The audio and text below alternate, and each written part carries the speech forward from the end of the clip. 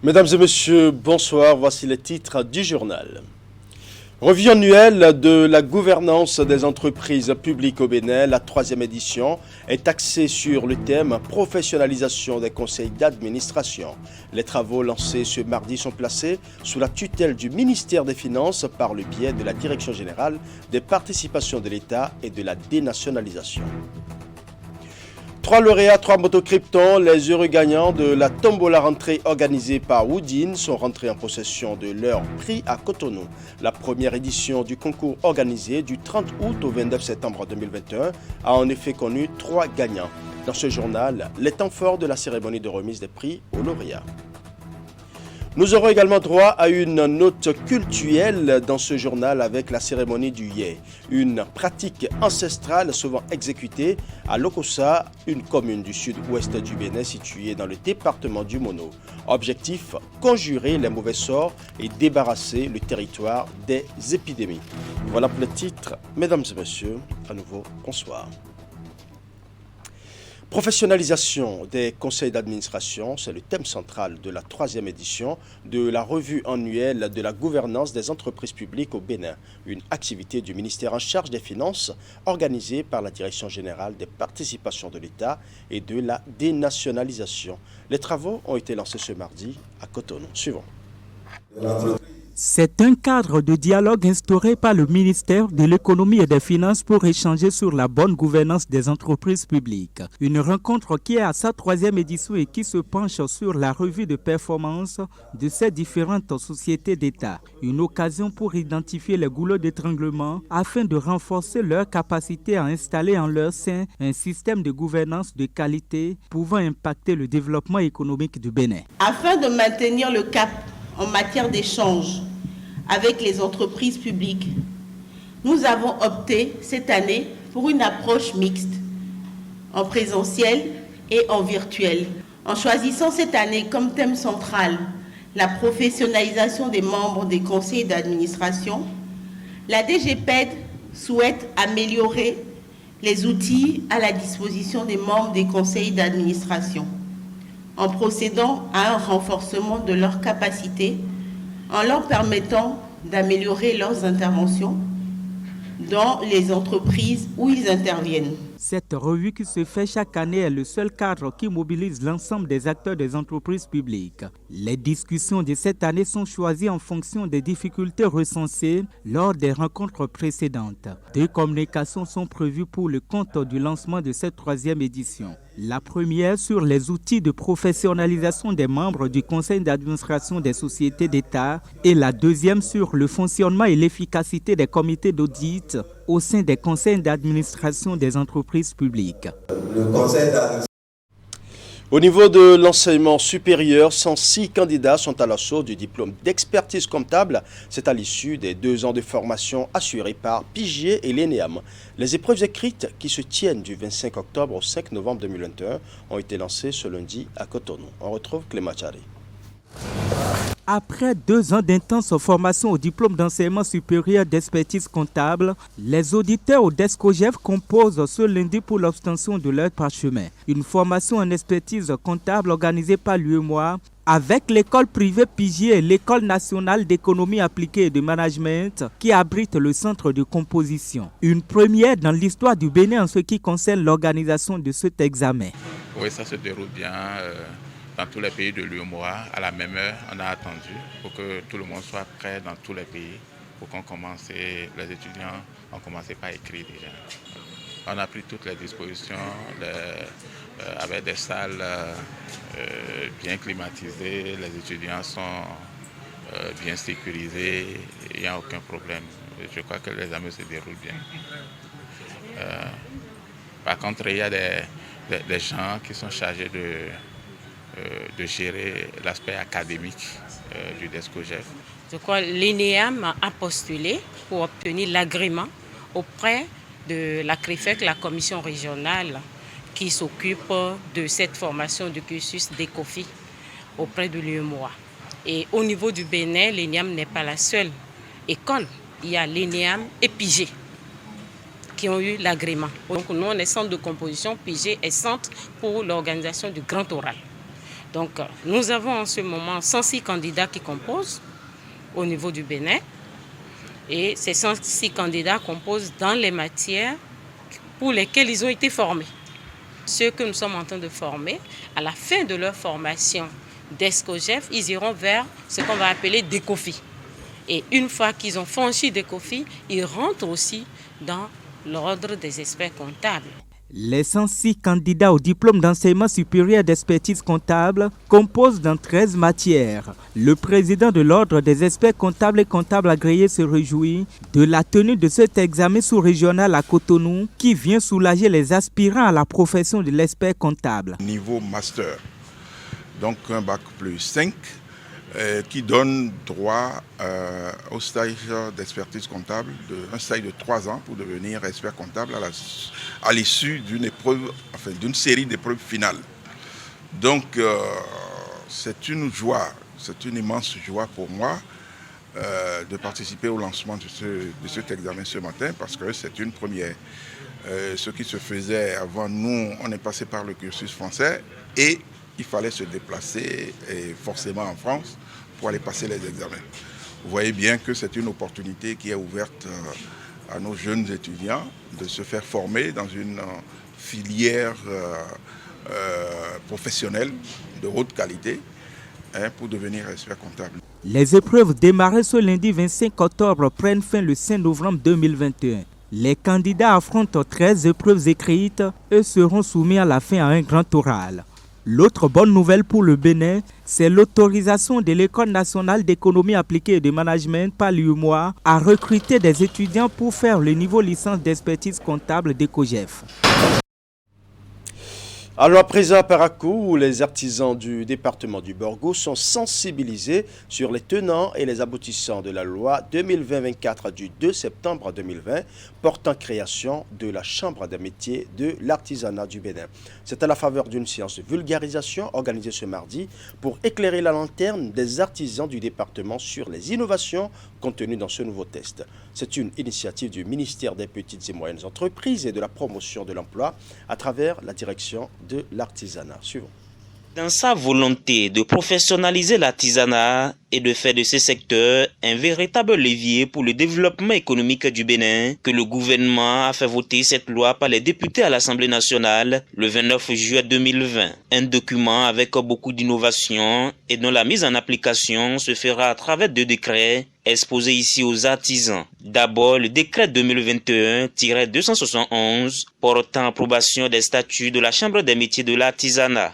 Désormais, la Chambre sera investie des missions les plus étendues en matière de promotion du secteur, de défense des intérêts de la corporation, en matière donc de formation et de certification et de participation au développement des métiers auprès donc des collectivités locales, auprès des pouvoirs publics, dans le cadre de projets gouvernementaux qui sont mis en route en faveur du secteur. Il n'y a que dans ces différents documents, il est prévu un organe qui est chargé donc de la mise en œuvre, de l'exécution des activités et du suivi donc de leur mise en œuvre, qu'est donc le secrétariat général. Le nouveau bureau qui sera installé sera composé de 5 membres, un président et 4 vice-présidents avec chacun des fonctions spécifiques. Et c'est le décret 2021-272 qui donne des détails sur le mode du scrutin. Pour être désormais donc électeur, il est attendu que vous soyez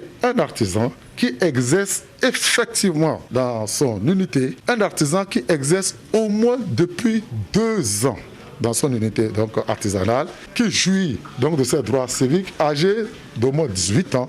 Maintenant, pour candidater, il est attendu que vous soyez un artisan qui exerce depuis au moins 3 ans, avec un âge minimum d'au moins 21 ans et qui n'a été donc condamné, et également un artisan qui est à jour vis-à-vis de ses obligations sociales et fiscales. Les participants à la séance sont les présidents des collectifs d'artisans des 8 communes du Borgou, des élus consulaires ainsi que des maîtres artisans. Ils apprécient cette nouvelle directive du gouvernement qui, selon eux, vient moderniser le secteur. Avec tout ce qu'on vient de nous exposer comme test tout à l'heure dans la salle, nous sommes en train de constater que d'ici à là, toute la pagaille qui s'installait au sein de notre secteur va se s'éclipser. Ça, c'est des innovations quand même à saluer. Ça va venir réorganiser le secteur de l'artisanat et vous allez voir dans pratiquement peu de temps, les gens vont se situer par rapport à l'évolution du secteur. Pour le scrutin, le comité électoral sera présidé par le représentant du ministre de la Justice. Les autres membres seront entre autres des cadres d'un certain nombre de ministères. Quant au vote, il sera électronique. Je l'annonçais en titre, les gagnants de la tombola rentrée organisée par Oudine du 30 août au 29 septembre 2021 sont rentrés en possession de leur prix à Cotonou. Au total, 3, ils ont retenu par la première édition de l'initiative. Ils ont reçu chacun une moto Krypton. Retour sur les temps forts de la cérémonie avec Ingrid Day. Wow. Cette remise de lot aux gagnants du jeu Tombola rentrée, instauré par Oudine, consacre la fin de la première édition de l'initiative. 3 motos de marque Krypton de CFAO Motors sont gracieusement offertes aux récipiendaires qui expriment leur joie. Je salue l'initiative de Oudine qui permet de récompenser ses fidèles clients et je les exhorte à perpétuer ce jeu tombola qu'ils font et pourquoi pas à l'avenir peut-être gagner une voiture, on ne sait jamais. Je vous souhaite longue vie, d'ailleurs John Wadden a déjà fait une très longue vie, je lui en souhaite davantage, je souhaite que tout le personnel puisse vraiment tirer profit de cette boutique comme nous on est venu tirer. Et comme beaucoup d'autres jeux, celui-ci est également régi par des règles. Quand on organise des jeux au Bénin, il y a des lois, il y a des tests que l'on respecte. Depuis la loterie nationale, en passant par le ministère de l'économie et des finances. Et il y a un règlement de jeu qu'on rédige et qu'on dépose au niveau d'un cabinet d'huissier de justice. Donc ce règlement de jeu a été déposé à mon étude et durant la période du 30 août au 29 septembre, cette campagne de tombola, dénommée Tombola rentrée, a été faite.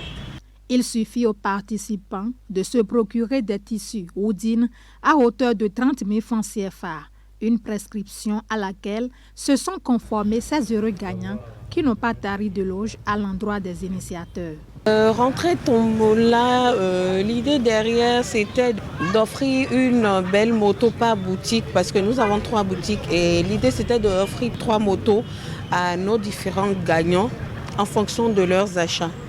Après nous avons effectué un tirage en présence du cabinet du maître Mouy et nous avons tiré 3 différents gagnants par boutique. Et aujourd'hui nous sommes là pour leur offrir leur lot en fait.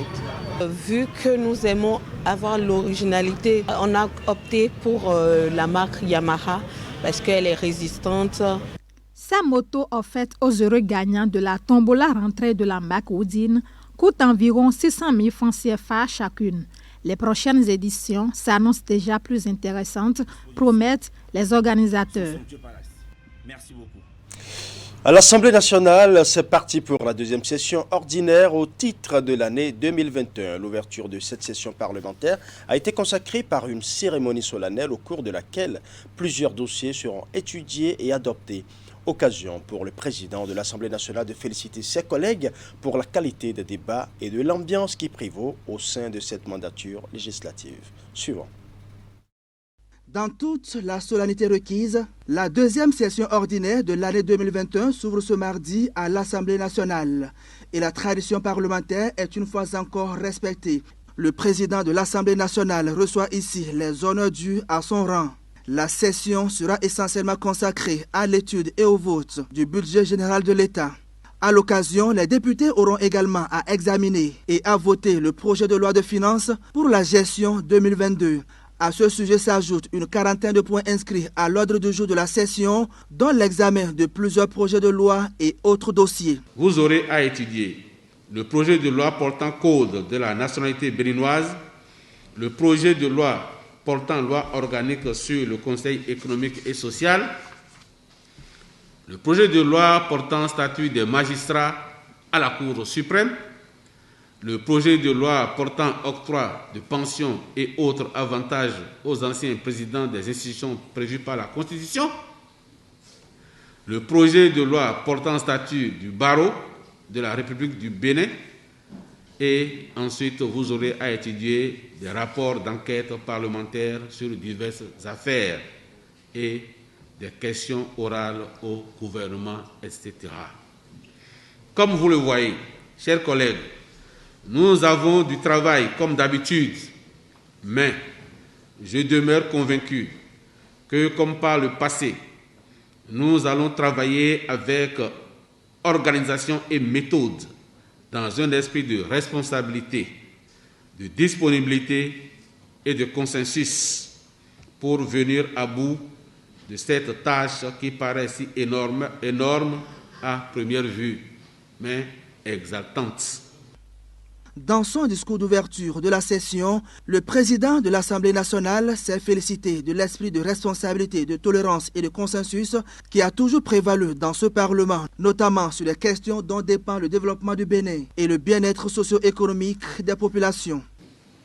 Au moment où s'ouvre la présente session, je voudrais rendre grâce à Dieu, le Tout-Puissant et le Tout-Miséricordieux, pour le climat de paix et de sérénité qui règne dans notre pays, notamment depuis les dernières élections présidentielles qui ont connu la réélection de son Excellence M. Patrice Talon pour un second mandat en qualité de président de la République du Bénin. Ce climat de paix et de sérénité est renforcé et entretenu par la main tendue du chef de l'État à toutes les filles et à tous les fils du Bénin qui voudraient contribuer au processus du développement en cours. C'est le lieu de saluer la rencontre conviviale et salutaire entre le président Patrice Talon et son prédécesseur, le président Boni Yayi, après plusieurs années de tensions politiques et sociales. C'est donc la rentrée parlementaire après les vacances au cours desquelles les députés ont tenu tout de même 3 sessions extraordinaires. Des sessions qui ont permis de voter les lois portant protection du patrimoine culturel en République du Bénin et celles organisant les familles. Après la cérémonie solennelle, les députés vont se retrouver le mardi 2 novembre prochain pour étude et adoption du rapport d'activité du président de l'Assemblée nationale. Du côté du ministère de la décentralisation, les travaux de la 2e session ordinaire de l'année 2021 de la commission paritaire administrative ont démarré ce mardi. 2 sujets sont à l'ordre du jour, les sanctions disciplinaires au second degré et le dialogue social. Retour sur la cérémonie d'ouverture des travaux avec Naguib Alabé. Elle s'ouvre ce mardi avec pour tableau de bord 2 points cruciaux, à savoir les sanctions disciplinaires au second degré et le dialogue social. Les échanges au cours de cette 2e session ordinaire de la commission administrative paritaire iront donc dans le sens de l'anticipation et des dispositions à mettre en place pour prévenir d'éventuelles crises sociales. Comme vous le savez très bien, cette commission a été instituée pour pallier et mitiger un certain nombre de dysfonctionnements, pour anticiper et prendre un certain nombre de dispositions en vue que fonctionnent au mieux nos administrations, notamment sur le plan social. Cette commission abordera des questions relatives aux dossiers disciplinaires et au dialogue social. En vue, et c'est à cette occasion que les doléances du personnel seront présentées à l'administration et que des échanges seront faits pour que des solutions soient trouvées aux problèmes. Les discussions porteront notamment sur des cas particuliers d'agents en délicatesse avec l'administration. Les commissaires connaîtront ensuite des voies et moyens à définir et qui favorisent un environnement de travail adéquat. La présente session sera consacrée aux sanctions disciplinaires du 2e degré et au dialogue social. Nous allons échanger sur un certain nombre de dispositions à prendre pour éviter d'éventuelles crises pour ce qui concerne notre secteur. Mise en place dans chaque ministère et auprès des institutions de la République, les CAP sont une instance obligatoirement saisie pour avis et suggestions sur toute révision ou modification des textes portant régime juridique d'emploi des personnes concernées, le tableau d'avancement de grade, les avantages et récompenses accordés aux agents du secteur en matière de dialogue social. Si vous êtes un amoureux de la viande d'escargot, c'est le moment de découvrir ses bienfaits sur la santé. C'est l'une des viandes de grande consommation dans certaines localités du Bénin. C'est le cas de la commune d'Alada. Une de nos équipes de reportage s'est intéressée non seulement à l'élevage, à la vente et à la consommation de cette viande, mais aussi à ses apports à l'organisme. Voici le magazine réalisé par Idrissou Boukari. Il suffit de franchir le grand carrefour de la ville en provenance de Cotonou et elle vous accueille. Nous sommes à Alada, à 54 km de Cotonou. Dans les bras et sur les têtes, leurs marchandises dont elles sont des spécialistes, la viande d'escargot. Avec du piment frais écrasé, cette viande se mange avec principalement comme accompagnement de la cassa. Le processus de préparation paraît relativement simple.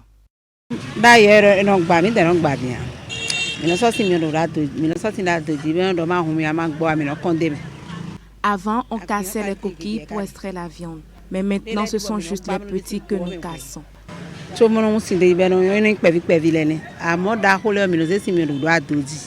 Les grands, nous les mettons dans l'eau chaude au fin d'extraire facilement la viande que nous lavons bien avant d'assaisonner.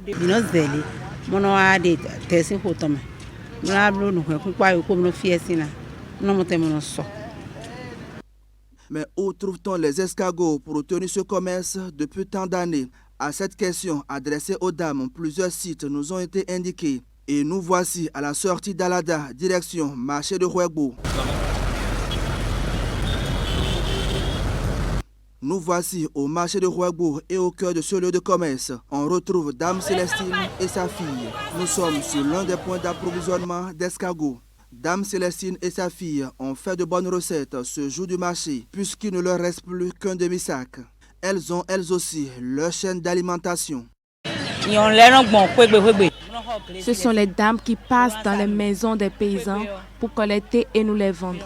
À notre tour, on essaie de les nourrir et de leur créer un environnement propice afin qu'ils ne meurent pas avant la vente. Derrière cette méthode de collecte porte-à-porte pour répondre à la demande du marché local, c'est une filière bien organisée qui se met en place. Les acteurs savent faire pour imposer l'élevage d'escargots sur la ferme agro-pastorale Amen à Alada. C'est une autre réalité qu'on découvre. La filière d'élevage d'escargots requiert une technique et des compétences avérées. C'est ce à quoi travaille l'Union professionnelle des éleveurs d'escargots du Bénin. La demande est forte et nous n'arrivons pas à satisfaire.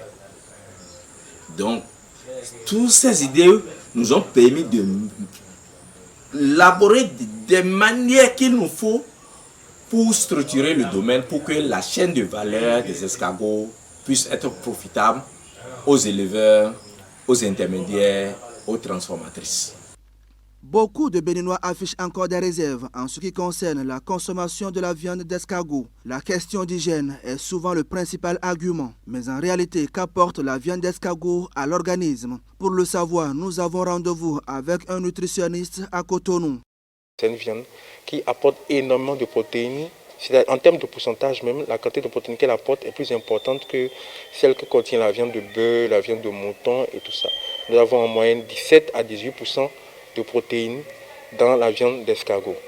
Et secondo, elle n'a pratiquement pas de graisse. Elle n'a pratiquement pas de graisse aussi, à l'inconvénient des autres viandes de porc, de bœuf, de mouton que j'avais citées, dont la composition va varier en fonction de l'alimentation. C'est une viande qui est pratiquement saine, pure, parce qu'elle est fortement liée à ce que les escargots que nous consommons eux-mêmes mangent. Vous voyez, les escargots sont des phytophages, c'est-à-dire qu'ils se nourrissent essentiellement de plantes, de végétaux. Donc, ils n'accumulent pas de graisse, ils n'accumulent pratiquement pas de déchets à l'intérieur. Nous allons revenir là-dessus. En plus de sa viande, la bave d'escargot est aussi une richesse que l'on ignore. 1 litre de ce liquide vaut plus de 600 000 francs CFA et le liquide transformé en poudre coûte 55 000 francs CFA le kilo. Un véritable trésor à promouvoir, mais pour son décollage, 2 défis s'imposent à l'héliciculture. Convaincre les populations de la qualité de la viande d'escargot et la synergie d'action des acteurs qui l'animent afin de faciliter le soutien du gouvernement à la filière. Alors, présent à Lokossa, une commune du sud-ouest du Bénin située dans le département du Mono. Chaque année, elle vit au rythme de l'une des traditions séculaires de son ethnie majoritaire, les Kotafon, le Yé. Une cérémonie destinée à conjurer les mauvais sorts et à débarrasser le territoire des épidémies. Nous allons suivre la première partie d'une série de 2 magazines que nous propose Geoffroy Messin.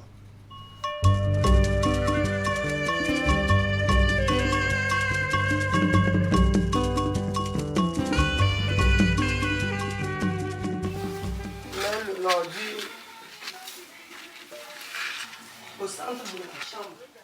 Une tradition que l'usure du temps et la modernisation tentent de faire disparaître, mais que certains continuent de perpétrer. Le Yé, Dame Nanvi, qui répond au nom de Justine Ankou, à l'état civil, en fait partie.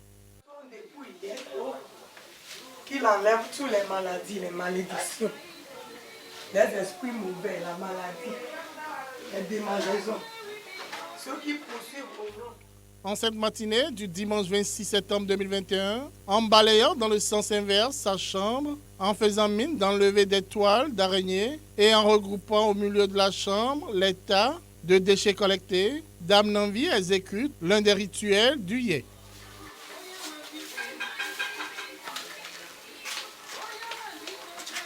Le dimanche 26 septembre 2021 est en effet une journée spéciale pour les habitants de Lokossa, notamment les Kotafon, l'ethnie majoritaire. À l'image du domicile de Dame Nanvi, qui n'est rien d'autre que la demeure du roi de la cité, plusieurs maisons font ainsi leur toilette qui, selon les initiés, a un sens hautement spirituel.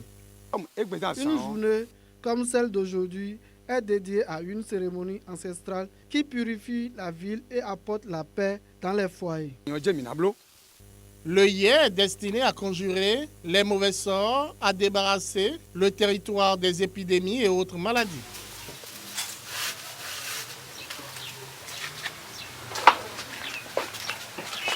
La suite des rites et rituels consiste à ajouter au tas d'ordures collectés dans chaque maison un peu de charbon de bois, puis 2 boules de pâte de 2 couleurs, dont l'une blanche et la seconde rouge, préparée à base de la farine de maïs. Cette mixture est appelée dja. Sur l'ensemble, rangé sur un panier végétal, 2 coris sont déposés après avoir été passés le long du corps. Le panier végétal et son contenu prennent ensuite la direction d'un sanctuaire situé au quartier Djetoenou.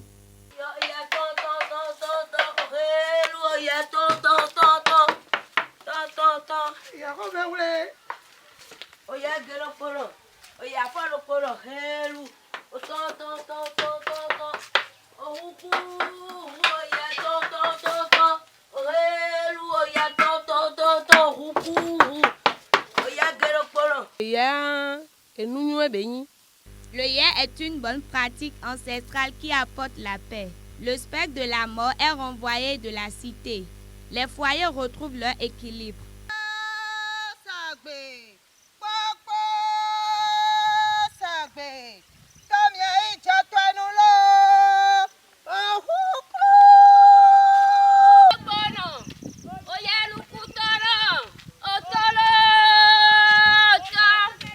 Le déplacement s'effectue à pied, quelle que soit la distance. Seules les femmes ménopausées ont la charge du transport et du dépôt des paniers à Djetoenou.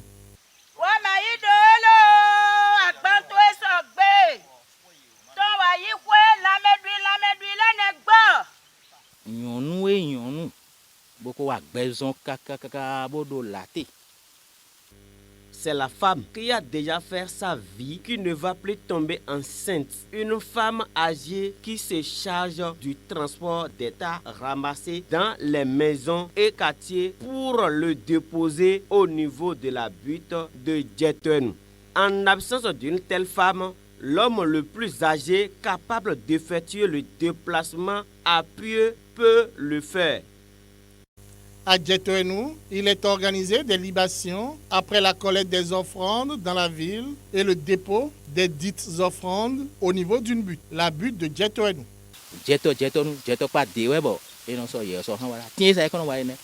Quand on parle de Djetoenou ou Djetokpa, c'est d'ici que l'on parle. Cet arbre en est le repère. C'est une voie qui était considérée comme celle des entités de la mort. On pouvait y croiser toutes sortes de maladies. Quand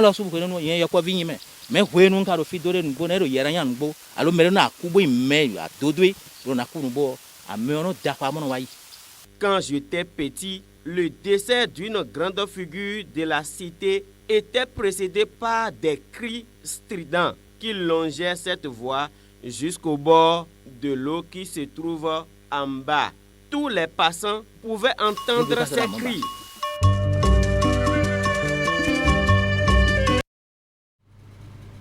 Voilà, c'est sur cette belle note cultuelle que nous allons refermer ce journal. Merci pour votre aimable attention. Bonne soirée chez vous.